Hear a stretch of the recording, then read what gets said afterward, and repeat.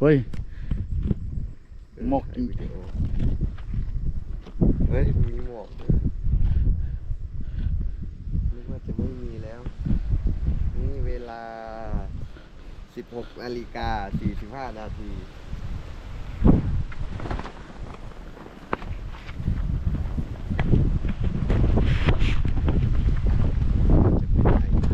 ไอ้น้ำ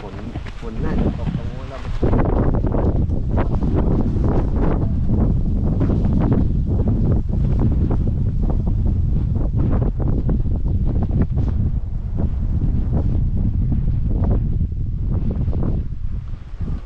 เรียบร้อยแล้วครับ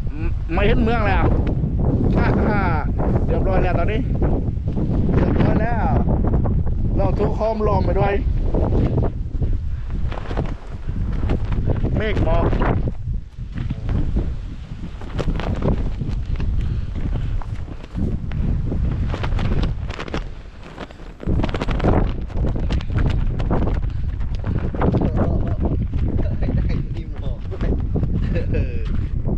เราอองน้ำพอดีเลยมันก็บอก เรียบร้อยแล้วครับตอนนี้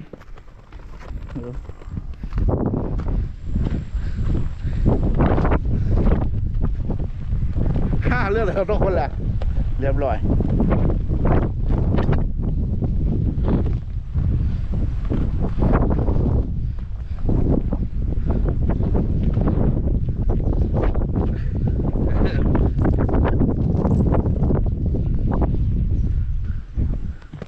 ฝนตก สักพักก็ลงเดี๋ยวมันมืดแก่ข้างล่างกันเพราะว่าข้าม ไป ไปไม่แก่ โอเคลง ต้ แล้ว นไม้เยอะๆมันจะมืดแล้วถ้าน้ำลงเยอะๆมันลื่นไอ้น้ำเยอะๆแล้วเวลาลงมันลื่นมันเปียกไม่ใช่ร่องนี้นะพี่แกอย่าลงไปผมเกือบลงเมื่อกี้รอบนึงตอนขึ้นมาจะลงไปดูว่าพี่แกขึ้นมาเปล่าล่วงลงไปเลยนะตรงนี้ ลงแล้วบ๊ายบายว่าจะป่าจะเขาก่อน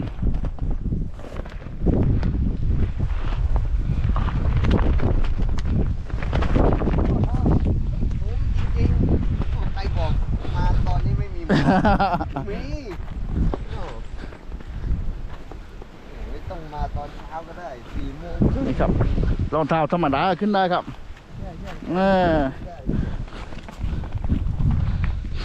สบายทางค่อนข้างดีเลยไม่ได้ลำบากอะไรมากชิวเ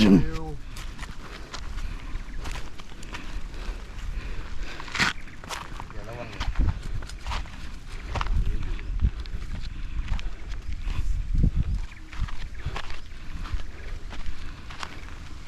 ตอนลงขามันจะอ่อนๆ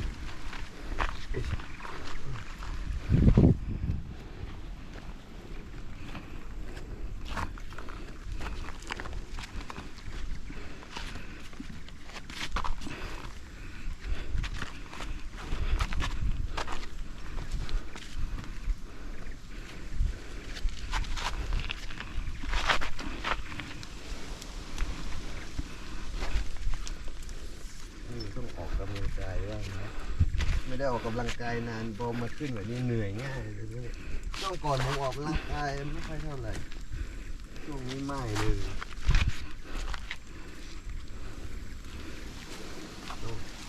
กลับมาออกกำลังกาย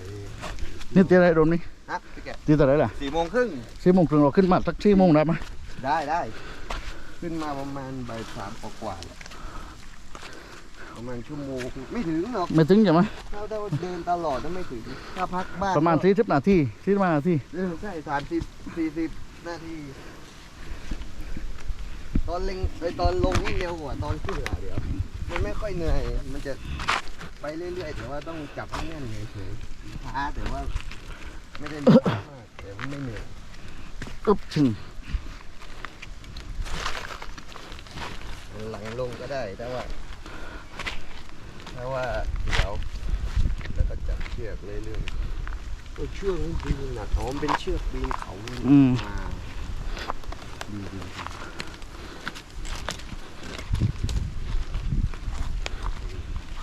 มันก็ไม่ได้ชันตลอดหรอกนิดเดียว ครับ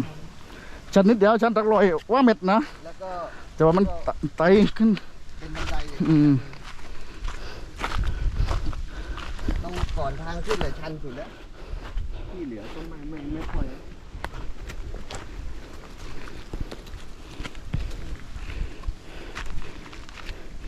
ดูวิธีการลงนะครับ ไม่เห็นเหรอไม่เห็นพูนะป้าแคมปิ้งเลย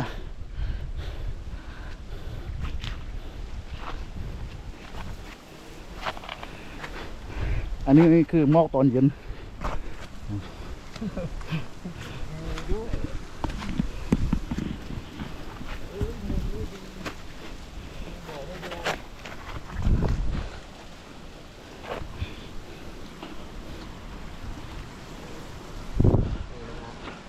ตอน5 โมงเย็น เอาโดมอันมาอันเลยอันแรกอันอ่า หมอก5 โมงเย็น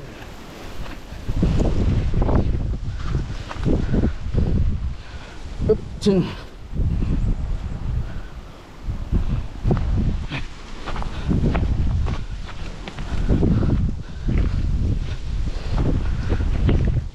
เราท้ายขาลงยาวๆวะเลย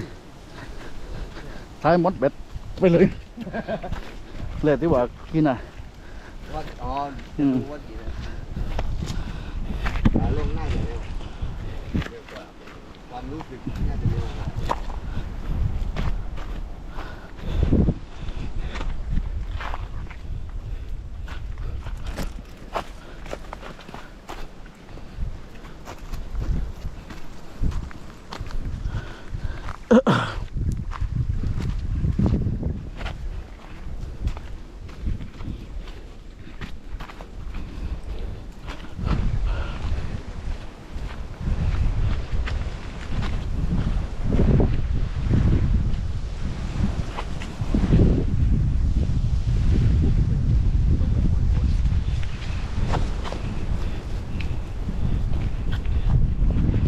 นี่ครับ ตอนลง ไม้แดงนี่ไม้เนื้อ คือแบบนี้ครับ เพื่อพลาดมันจะวิ่นคอตายเลย เพื่อพลาดจะไม่ตกลงตายกับเชือกวิ่นคอตายเลย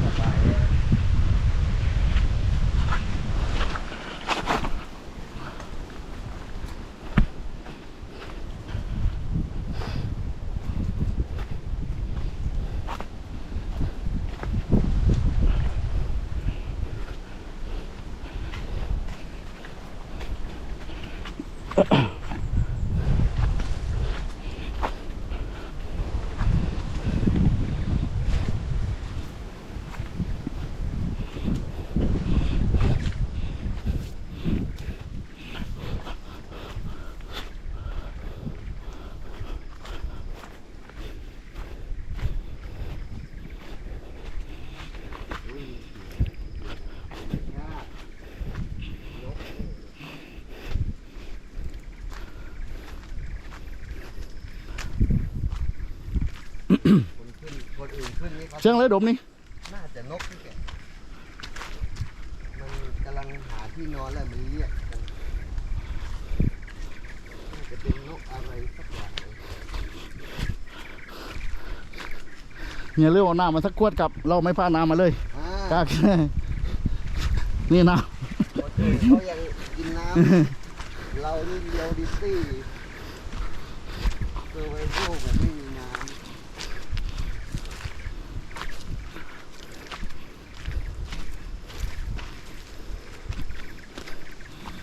จึง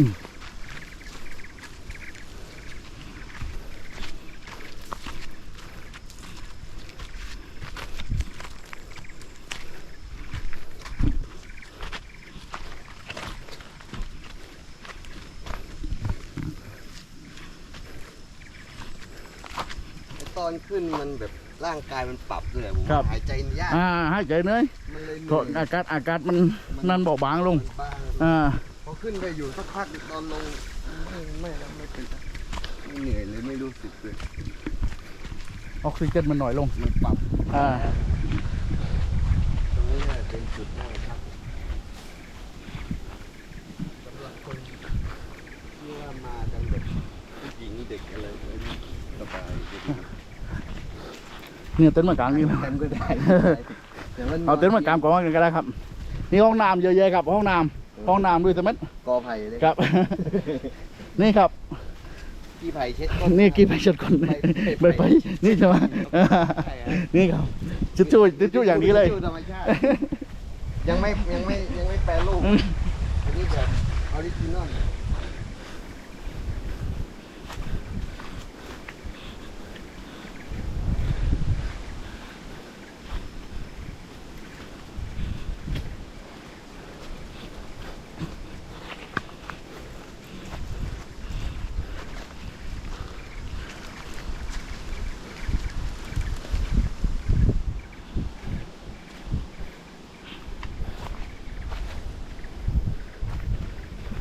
นี่สำหรับผมครับนี่แบบนี้ที่เฉียกไปมีนี่เวลาเห็นไหมนักเยอะ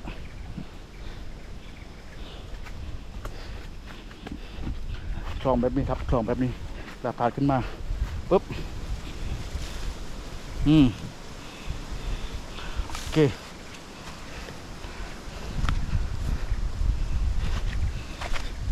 แค่ตัวเองไม่ไหวครับแค่ตัวเองไม่ไหวพอนี้เลยครับแบบนี้เลยนี่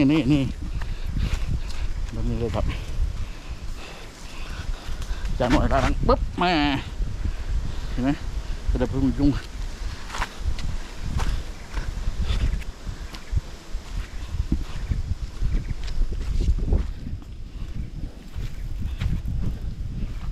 มือ